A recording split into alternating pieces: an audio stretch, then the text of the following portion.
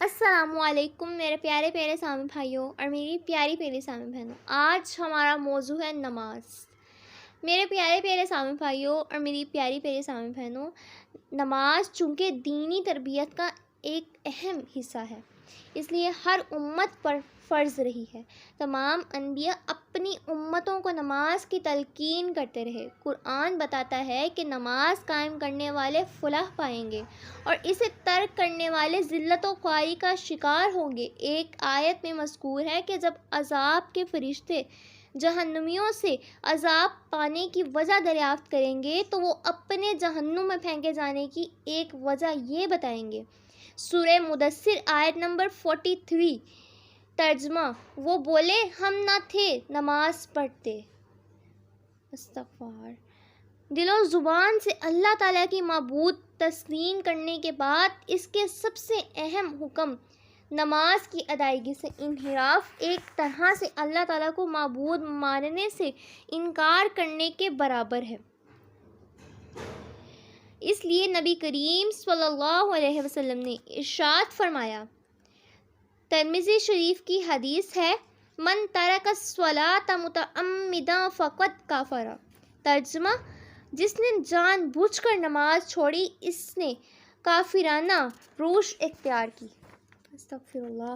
نماز قرب الہی کا سب سے مؤثر وسیلہ ہے. نبی کریم رؤوف رحیم صلی اللہ علیہ وسلم کا ارشاد ہے. ترجمہ: جب تم میں سے کوئی نماز پڑھتا ہے تو گویا اپنے رب سے چپکے بات چیت کرتا ہے. سبحان اللہ. اسی اہمیت کے پیش نظر قیامت کے روز سب سے پہلے نماز کا حساب ہوگا. نبی کریم صلی اللہ علیہ وسلم نے فرمایا، اول ما سئل عن الصلاۃ. ترجمہ: قیامت کے دن سب سے پہلے نماز کا حساب لیا جائے گا. میرے پیارے پیارے سامع بھائیوں اور میری پیاری پیاری سامع بہنوں، نماز کے بہت سے فوائد ہیں.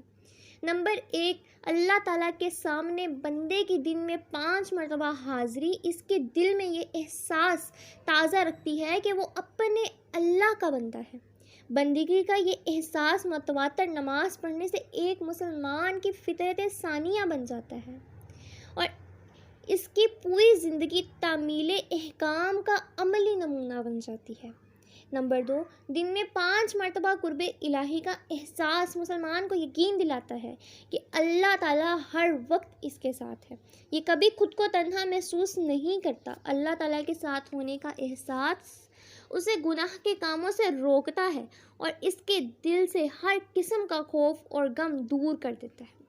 نمبر 3، نماز کے درمیانی وقفے میں بھی نمازوں کے اثرات جاری اور ساری رہتی ہیں. نماز کے بعد گناہ کا خیال آئے تو بندہ سوچتا ہے کہ ابھی تو اپنے رب سے دعا کر کے آیا ہوں کہ اے اللہ مجھے گناہوں سے بچا، اور ابھی گناہ کا کام کروں تو کچھ دیر بعد اس کے سامنے کیا منہ لے کر جاؤں گا. یہ چیز اسے مستقلاً گناہ سے روکتی ہے. میرے پیارے پیارے سامع بھائیوں اور میری پیاری پیارے سامع بہنوں، لیکن کیا وجہ ہے کہ ہم نماز پڑھنے کے باوجود، روزے رکھنے کے باوجود، حج کرنے کے باوجود گناہ کرتے ہیں؟ کیا وجہ ہے کہ ہم نماز پڑھنے کے باوجود گناہ کرتے ہیں جبکہ نماز تو بے حیائی اور برے کاموں سے روکتی ہے؟ کیا وجہ ہے کہ ہم نماز پڑھنے کے باوجود گناہ کرتے ہیں؟ میرے پیارے پیارے سامع بھائیوں اور میری پیاری پیاری سامع بہنوں، اس کی وجہ یہ ہے کہ ہماری عبادات، ہماری نمازیں بے روح نمازیں ہیں. ہماری نمازیں بے روح نمازیں ہیں. نماز کی ادائیگی کرنے کے باوجود ہم گناہ سے کیوں نہیں رکتے؟ میرے پیارے پیارے سامع بھائیوں اور میری پیاری پیاری سامع بہنوں، ذرا غور فرمائیے، ہم میں سے کتنے افراد ہیں جو نماز باقاعدگی سے ادا کرتے ہیں، اس کے کلمات و اورات کے معنی و مفہوم سے آشنا ہیں، یعنی انہیں جانتے ہیں. نماز میں حضوری قلب سے بہرہ مند ہیں. نماز کے لیے کھڑے ہوتے ہیں، خشوع و خضوع نہیں ہوتا، اور نماز کے اہم ترین مقصد سے بخوبی آگاہ ہی نہیں ہے. قرآن کریم میں نماز کے بارے میں ارشاد باری تعالیٰ ہے. سورہ عنکبوت آیت نمبر 45. ترجمہ: بے شک نماز روکتی ہے بے حیائی اور بری بات سے. میرے پیارے پیارے اسلامی بھائیوں اور میری پیاری پیاری اسلامی بہنوں، دراصل آج ہماری نمازیں بے حقیقت ہیں، ایسے ہی جیسے کوئی پھول ہو بغیر خوشبو کے یا جسم ہو بغیر روح کے، ایسے ہی ہماری نمازیں بے روح نمازیں ہیں۔ ہم نماز پڑھتے ہیں، اس میں خشوع و خضوع نہیں ہوتا، ہمیں کلمات ہی معلوم نہیں ہوتے، صرف رٹا لگایا ہوتا ہے۔ میرے پیارے پیارے اسلامی بھائیوں اور میری پیاری پیاری اسلامی بہنوں، اس رٹے کو ختم کیجیے، نماز کے فوائد لیجیے، بے روح نمازیں مت پڑھیے، نماز سیکھیں، اس کے کلمات کو غور کیجیے، اس کے ترجمے کو یاد کیجیے، اس کے مقصد کو یاد رکھیں، اس کے فوائد کو یاد رکھیں، اس کے نقصانات کو ذہن نشین رکھیں، تاکہ جب بھی نماز چھوڑیں تو آپ کو اس کے نقصانات کے بارے میں یاد ہو، معلوم ہو، تاکہ آپ اس سے بچ سکیں۔ ہم کسی چیز سے تبھی بچ سکتے ہیں جب ہمیں اس کے بارے میں انفارمیشن ہو، معلومات ہو۔ اگر ہمیں کوئی بات معلوم ہی نہیں ہے کہ یہ چھوڑنا، یہ کرنا برا ہے یا نہیں ہے، تو ہم اس کو کیسے چھوڑیں گے؟ مثال کے طور پہ اگر ہمیں معلوم ہی نہیں ہے کہ ہماری نمازیں چھوڑنے کا کتنا نقصان ہے، بس ہمیں پتہ چھوڑنا گناہ ہے، گناہ، بس ہم نے یہ بنایا ہوا گناہ ہے، کوئی بات نہیں، کل پڑھ لیں گے۔ میرے پیارے پیارے اسلامی بھائیوں اور میری پیاری پیاری اسلامی بہنوں، اس کے لیے ضروری ہے کہ ہم اس کے نقصانات، نماز چھوڑنے کے نقصانات کو ذہن نشین رکھیں۔ جب ہم یاد رکھیں گے قبر کا عذاب، پہلا سوال نماز کا ہوگا، ہم اس میں ناکام ہوں گے۔ امیجن کر کے دیکھیے، پھر آپ کی نمازیں خود ہی قائم ہونا شروع ہو جائیں گی۔ اور اللہ پاک سے دعا کیجیے، کیونکہ دعا مومن کا ہتھیار ہے۔ رب تعالیٰ سے دعا کیجیے کہ اے ہمارے رب، ہمیں نمازی بنا دے، نماز پر استقامت نصیب فرما، نماز قائم کرنے والا بنا دے۔ میرے پیارے پیارے اسلامی بھائیوں اور میری پیاری پیاری اسلامی بہنوں، نمازیں درست کیجیے تاکہ آپ کو نمازیں پڑھنے کے فوائد مل سکیں۔ آپ کی نمازیں بے روح نمازیں روح والی نمازیں ہو جائیں۔ نماز قائم کیجیے اور اس کے فوائد، پڑھنے کے فوائد اور نہ پڑھنے کے نقصانات یاد کیجیے، پھر آپ کی نمازیں قائم ہوں گی۔ پھر جب نمازیں قائم ہوں گی نا تو پھر اس کے فوائد بھی حاصل ہوں گے۔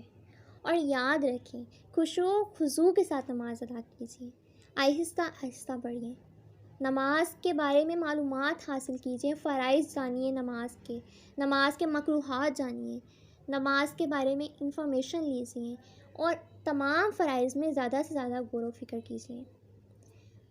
اور کم از کم زیادہ علم حاصل نہیں کر سکتے تو کم از کم اپنے فرائض کے بارے میں علم حاصل کیجیے، کیونکہ ہمارے فرائض تو خراب ہو رہے ہیں، ہمارے فرائض ہم پڑھ رہے ہیں لیکن وہ کارآمد ہی نہیں ہو رہے۔ میرے پیارے پیارے اسلامی بھائیوں اور میری پیاری پیاری اسلامی بہنوں، اپنے فرائض کو ادا کریں، خوش دلی کے ساتھ، خشوع و خضوع کے ساتھ اس کے بارے میں علم حاصل کیجیے، اس کے پڑھنے کے فوائد اور نہ پڑھنے کے نقصانات پر غور کیجیے، فرائض کو سیکھیں، سمجھیں اور پھر ادا کیجیے۔